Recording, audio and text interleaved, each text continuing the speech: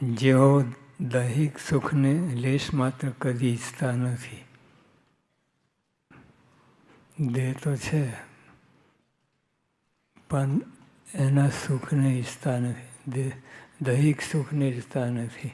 માધો સાજો ગમે હોય એ દૈહિક સુખને કદી ઈચ્છતા નથી.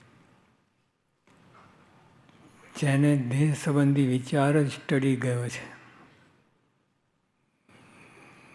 દેહ સંબંધી વિચાર ટળી ગયો છે. કોઈ અપમાન કરે તો તે દેહને છે એમ માનતા થકા હર્ષ પામે છે.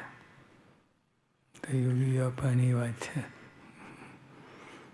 એમ સ્વામી કહે કે કોઈ મને વળે ટોકે બહુ ગમે. આટલા બધા કોઈને ગમે? તો યોગી બાબા કે મને કોઈ વળે ટોકે બહુ ગમે. કોઈ સન્માન કરે તો મનમાં ગ્લાનિ શોક પામે છે. આપણે સાવ ઊંધું છે. કોઈ વખાણ કરે આપણે ફૂલાઈએ અને શોક કરે અરે અપમાન કરે ટોકે વળે તો આનંદ પામે યોગી બાબા. કોઈ સન્માન કરે તો મનમાં ગ્લાનિ શોક પામે છે. એમનું સાનિધ્ય મળે એ સાક્ષાત ભગવાનનું સાનિધ્ય માનવું. આવા સંત મળે એને સાનિધ્ય મળે, સાક્ષાત ભગવાનનું સાનિધ્ય માનવું. જેને ભગવાનનું અપાર સુખ પ્રાપ્ત કરવાની ઈચ્છા હોય, દૈહિક સુખની, જેને ભગવાનનું અપાર સુખ પ્રાપ્ત કરવાની છે, ભગવાનનું સુખ, સંસારનું સુખ નહીં. તો જેને ભગવાનનું સુખ, અપાર સુખ, સુખ નહીં અપાર સુખ, માપ વિનાનું, લિમિટલેસ, જેને ભગવાનનું અપાર સુખ પ્રાપ્ત કરવાની ઈચ્છા હોય તેણે સાચા સંતનો સત્સંગ કરવો. અને સાચા સંતનો સમાગમ કરો, ગલ્લા તલ્લા થાય છે, છટકબારી થાય છે, પણ બધું એ જ ટોપમાં ટોપ વસ્તુ. જો એટલે આપણી વાત નથી, આ પરોક્ષમાં જે ઋષિ મુનિઓએ તપ કરવા ગયા હિમાલયમાં, દેહનું સુખ તો કાંઈ પડી જ નથી, ભગવાનનું સુખ પણ એમને પ્રાપ્ત થયું નહીં.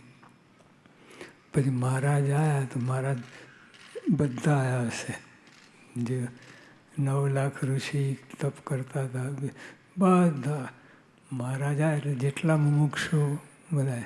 અને શ્રીજી મહારાજે પણ વન વિચરણ કર્યું, એમાં બધે ખૂણે ખૂણે ત્યાં શોધી કાઢ્યા મુમુક્ષુને. જેને ભગવાનનું અપાર સુખ પ્રાપ્ત કરવાની ઈચ્છા હોય તેણે સાચા સંતનો સત્સંગ કરવો. શુક સંકાદિક નારદ જેવા સંત, સાચા સંત જ્યારે મળે ને તેમનામાં સાચી પ્રતીતિ આવે, જો તો મનુષ્ય જેવા જ હોય, કંઈ પાછા ચક્ર ફરે નહીં. યોગી બાપા પ્રમુખ સાહેબ મારે કંઈ ચક્ર ફરતું નહોતું, આપણે ચક્ર ફરતું હતું. પછી તો એ જાય ના જતા એટલે. અને પૂર્વે સુખ સંગાદિક હશે એને કંઈ ચક્ર ફરતું હતું, એ તો આ ડિવિનિટી બતાવવા માટે આ બધે કરે. પણ વાસ્તવિકમાં એવું કંઈ મનુષ્ય જેવા જ હોઈ શકે. અનંત સૂર્યનો તેજ રૂવાડે રૂવાડે હોય, પણ એ બધું ઢાંકીને બધું કહીને આવે એટલે આપણે ગોથા ખાઈએ. આપણે ઓલા સુખ સંકાદિક પાછળ ચક્ર જોઈને અને આમાં જોઈએ મેળ ના પડે.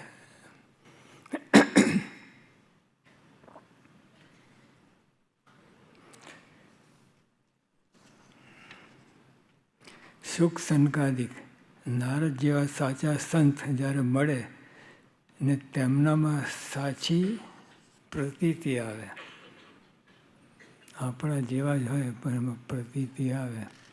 એટલે અમુક લક્ષણ તો હોય, ના હોય એવું નહીં, પણ એ મુમુક્ષુ એને ખબર પડે, બીજાને ખબર ના પડે કે આવા લક્ષણ છે.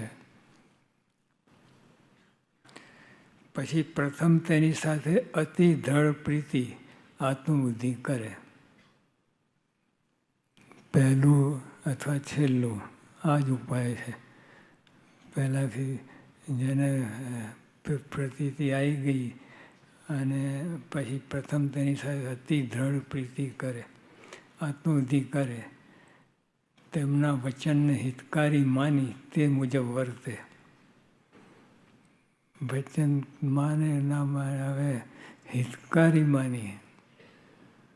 હવે ડૉક્ટર પાસે જઈએ, એ ડૉક્ટર આપણને જે વાત કરે એ આપણે માની લઈએ અને બધી દવા દારૂ કરીએ. તો ભગવાન સાચા સંત હોય એમનામાં પ્રતીતિ આવે, અતિ દ્રઢ પ્રીતિ કરે, પછી એ વચન કહે અને હિતકારી માને. આ એક મોટું વચન પારે, હિતકારી ના માને. મે બી, મે નોટ બી, એવું બધું નહીં.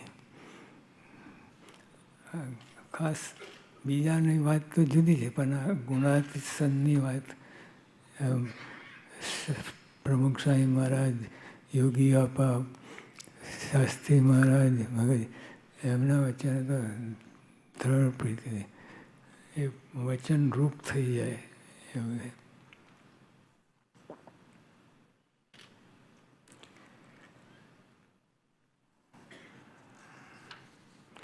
સુખ સંકાદિક નારદ જેવા સાચા સંત જ્યારે મળે ને તેમનામાં સાચી પ્રતીતિ આવે, પછી પ્રથમ તેની સાથે અતિ દ્રઢ પ્રીતિ આત્મબુદ્ધિ કરે, તેમના વચનને હિતકારી માની તે મુજબ વર્તે. પછી હિતકારી તો માને પણ તે મુજબ વર્તાય નહીં. સ્વામી કહે છે બધું સાચું પણ આપણાથી થાય નહીં. સ્વામી કહે બધું સાચું પણ આપણાથી થાય નહીં. એ તો સ્વામીનું જ કામ.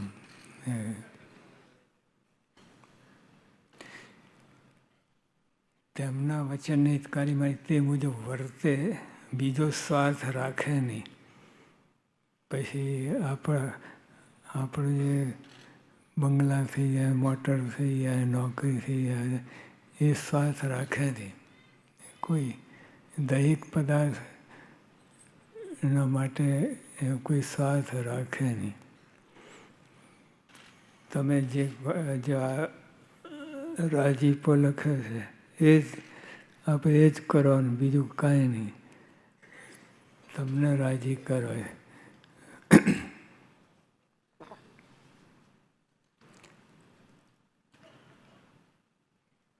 એ સંતને પરમ પરમાર્થી માને. આમાં આટલો બધો વિશ્વાસ હોય તો કામ થાય. એ સંતને પરમ પરમાર્થી માને, તેની સાથોસાથ પોતાની બુદ્ધિને તુચ્છ માનીને દીન આધીનપણે નમતો રહે અને પોતા માટે આવું માને.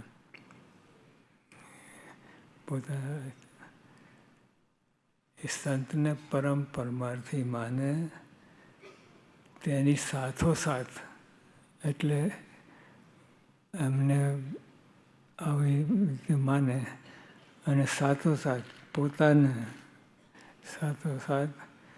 પોતાની બુદ્ધિને તુચ્છ માનીને. બુદ્ધિ બહુ આડી આવે, બહુ એકવાર બુદ્ધિ વાપરવી સંતને ઓળખવા માટે, પછી તારું મારી દેવાનું, પછી એનો ઉપયોગ ના કરો. જો જરાક ઉપયોગ કરે ને અમુક બધું કામ બગડે. તેની સાથોસાથ પોતાની બુદ્ધિને તુચ્છ માનીને દીન આધીનપણે નમતો રહે. દીન આધીનપણે નમતો રહે. એ વાત જો મહારાજે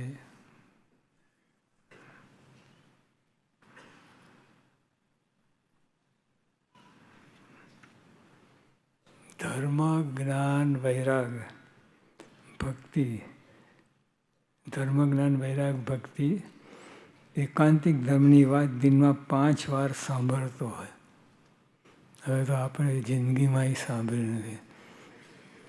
શું છે એકાંતિક ધર્મ ભગવાન જાણે. એટલે બહુ દુર્લભ છે. પણ આ વ્યક્તિ છે દિનમાં 5 વાર એકાંતિક ધર્મની વાત સાંભળે.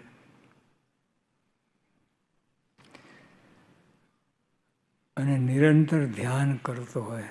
એટલે આ જે વાત સાંભળી હોય એનું મનન ચિંતન કરે. ગ્રંથ કંઠે કરતો હોય. આ બધા ગ્રંથો કંઠે કરતો હોય. વાતનો અભ્યાસ નિરંતર રાખતો હોય. હવે એકાંતિક ધમની જ વાત એ સંબંધી બધું. રામદાસને મુક્તમણી જેવા મોટા સંતનો સમાગમ હોય. એમાં શું બાકી રહે? મુક્તાન સ્વામી, રામદાસ સ્વામી જેવાનો સમાગમ હોય, કાંઈ બાકી રહે નહીં. પરંતુ તે જો સંતો હરિભક્તોને નમતો ના હોય, આટલું જ, આટલું બધું કરતો હોય, આટલું બધું કરતો હોય, પણ હરિભક્તો સંતો બધા તમે બધા, પરંતુ તે જો સંતો હરિભક્તો નમતો ના હોય તો તે સત્સંગમાં રહેતો થકો અસુર છે. બાપ, કેટલું બધું, આટલું બધું, આટલી હાઈટવાળો હોય પણ નમતો ના હોય હરિભક્તો સંતોને. સત્સંગમાં રહેતો થકો, બહાર નહીં, સત્સંગ રહેતો થકો અસુર છે. અસુર એટલે લોએસ્ટ, એકદમ લોએસ્ટ સ્પિરિચ્યુઅલિટીમાં લોએસ્ટ કહેવાય. તો એની સાથે મારી ગયું નમતો ના હોય, પતી ગઈ વાત. અને નમે છે એની વાત કરે છે.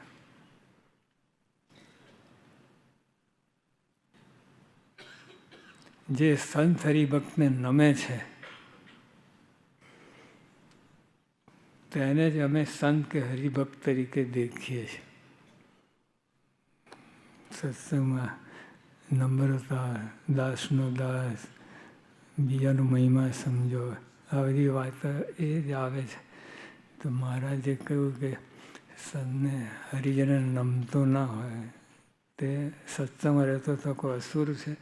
અને પછી વાત કરી જે નમતો રહે છે બધાને, એમાં શું છે? પણ અંતરથી ના નમેલા.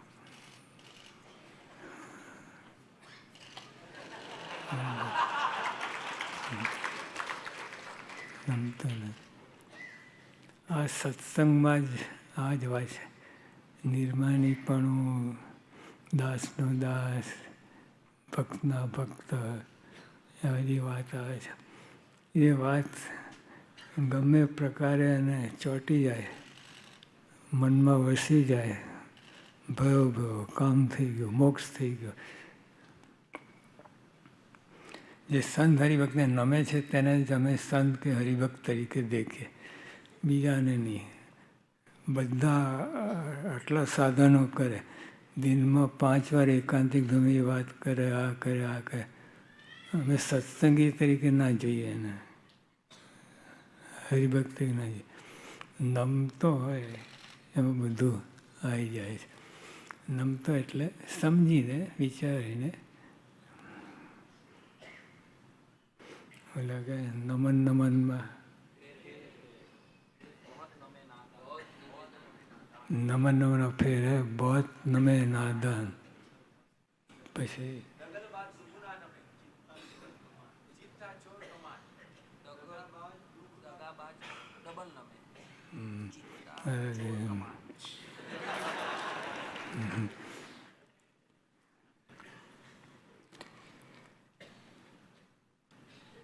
જે નમતો રહે છે તેનો ત્યાગ ધર્મ જ્ઞાન વૈરાગ્ય ભક્તિ કોઈ કરી શકતું નથી. આ બધું ધર્મ જ્ઞાન વૈરાગ્ય ભક્તિ બધું હોય પણ ગમે ત્યાં છોડીને જતા રહે. પણ નમતો રહે એને વરે છે, એને એના વશતા બી વર્તે છે. જે નમતો રહે છે તેનો ત્યાગ ધર્મ જ્ઞાન વૈરાગ્ય ભક્તિ કોઈ કરી શકતું નહીં. તત્વજ્ઞાનની વાતો છે તે બધી નમ્ર હરિજનને વરે છે. હલો આમ અટન થઈને દિનમાં એકાંતિક વાત બધી કરતો, બધું મુક્તાન સ્વામીને રામદાસ જોઈને સમાગમ હોય, બધું કેટલું બધું કહી દે, પણ નમતો ના હોય આઉટ. તત્વજ્ઞાનની વાતો છે બધી નમ્ર હરિજનને વરે છે. અને બધું જ્ઞાન જે રહસ્ય સાર એ બધું નમ્ર હરિજનને વરે છે. જે નમે છે તેને ધ્યાન ધારણા સમાધિ સહિત બધું સિદ્ધ થયું જાણવું. હોય નહીં એમ દેખાડે નહીં પણ એમાં આવી ગયું બધું. જે કરોડોપતિ હોય એમ બધું આવી ગયું. એમાં શું બધું ગમે અને દેહમાં રોગ હોય, કેન્સર હોય, બધું હોય, પણ કરોડોપતિ હોય તો બધું આવી ગયું કહેવાય. જે નમે છે તેને ધ્યાન ધારણા સમાધિ સહિત બધું સિદ્ધ થવું જાણવું. બધું જ આવી ગયું. નમવામાં સાચે ભાવથી નમે. અને નમવામાં એવું કાંઈ નથી કે પગે લાગીને ચરણ ઘસીને આમ એવું કાંઈ નહીં. મનમાં ભાવના.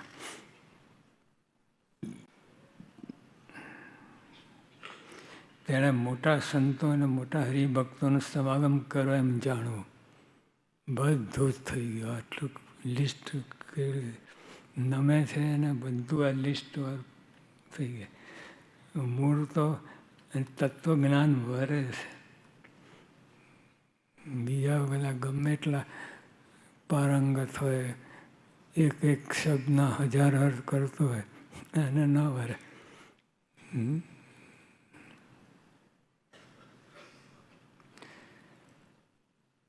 અને નમે છે તેમાં એક પણ દોષ રહેતો નથી. તો આપણે શું કરવાનું છે? એક પણ દોષ રહેતો નથી. નમે એટલે મહારાજ સ્વામીની ઉપાસના હોય એ તો મૂળ છે, આજ્ઞા ઉપર. અને પછી આ બધું નમવાની વાત છે. નહીં તો એમ તો નમી શકાય જ નહીં. મહારાજ સ્વામીની ઉપાસના વગર નમી જ નહીં. એ ખોટી વાત છે. ગમે એવું હોય, સૂક્ષ્મ અંદર નિર્માનીપણાનું માન હોય. સબ ગુણ પૂર્ણ વિવેકી ગુણ કો માન ન હોય. એ બધું બહુ ઊંડું છે મૂળ. એટલે મહારાજ સ્વામીની ઉપાસના હોય, આત્મા ગયા, થર્ડ ઉપાસના, એને આ બધું આસિત થાય. પણ એમાં મહારાજ કહ્યું કે એકાંતિક ધમની વાતો કરતો હોય, રામદાસ જેવાનો સમાગમ હોય બધું, પણ તો એ સત્સંગમાં રહેતો થકો, બહાર નહીં. રહેતો થકો અસુર છે.